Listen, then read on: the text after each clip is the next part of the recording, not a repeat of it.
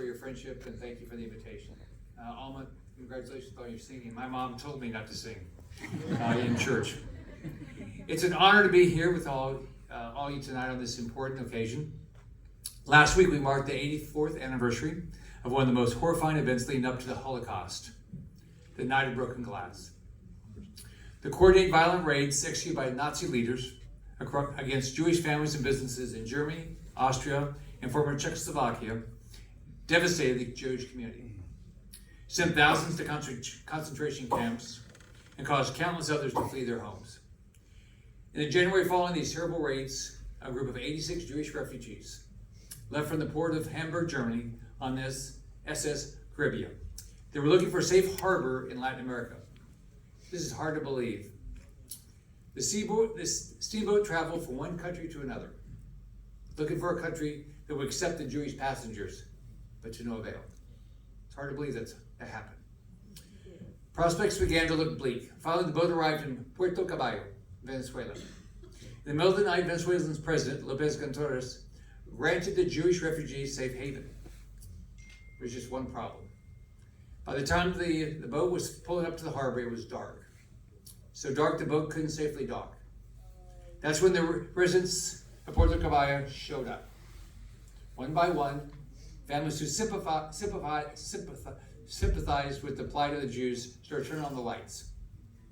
Every light bulb in every home in the town was switched on. And those who had cars drove them to the port and turned their headlights on. With the town lit up, the boat was able to dock safely. And on February 3rd, 1939, those 86 Jewish refugees walked on shore to safety. Several weeks later, another steamboat carrying 165 Jewish refugees were also granted entry after a similar journey. That group of 250 Jews became the foundation for the Jewish community in Venezuela, which grew to 45,000 strong. Sadly, the story of Venezuela as a refugee for Jewish families was short-lived. The 1990s anti-Semitic feelings and hostility toward the Jews grew as Hugo Chavez and the socialists rose to power. Thousands of Jews, those same families who had found a home in Venezuela, were once again forced to leave. Many settled in my state, primarily in Miami, but thousands more returned to their ancient and religious homeland in Israel.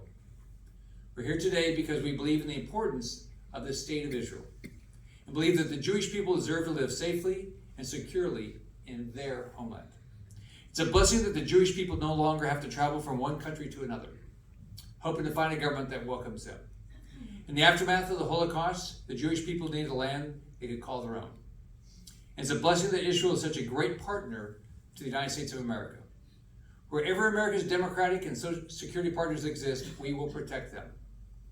Sadly, there are still many enemies of Israel and the Jewish people. As more countries are embracing socialist ideals, we're seeing a disturbing rise in anti-Semitic rhetoric and policy, just like what happened with Chavez in Venezuela. I'm personally especially concerned that as more socialist leaders come to power in Latin America, and unfortunately we're losing Latin America right now, anti-Semitic views will rise against Israel and the Jewish people. Of course, we know there are many people across Latin America who value freedom and do not tolerate hate. That's why it's so important to support the fight for freedom and democracy in countries like Venezuela, Cuba, and Nicaragua, where freedom is under threat. It's why we must ensure our shared values, security, democracy, and civil liberty are protected across the Western Hemisphere. When dictators destroy freedom and democracy, the consequences tend to spread to surrounding nations, allowing hate and violence to spread. Socialism is evil, and it always ends up with evil.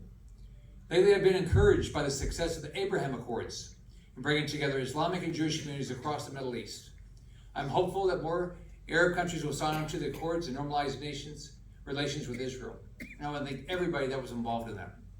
As we face socialist movements in Latin America and leaders start to reconsider their relationship with Israel, I hope they look at the great success of the Abraham Accords and work for peace.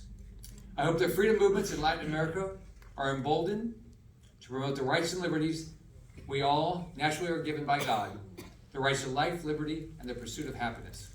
In Cuba, in Colombia, Nicaragua, Venezuela, and here in the United States, we need people to recommit to to promoting the principles of self-government and preserving our God-given rights. As we see rising anti-Semitism on social media, from the mouths of celebrities, and hate crimes across the country, we must unite around these bedrock principles. That's why meetings like this are so important. This is the time to strengthen the bonds between Latinos and the Jewish people, to oppose the anti-Semitic BDS movement, and build networks so you can support each other. If we're actually going to push back against the hateful agenda to delegitimize this state of Israel, we all have to work together.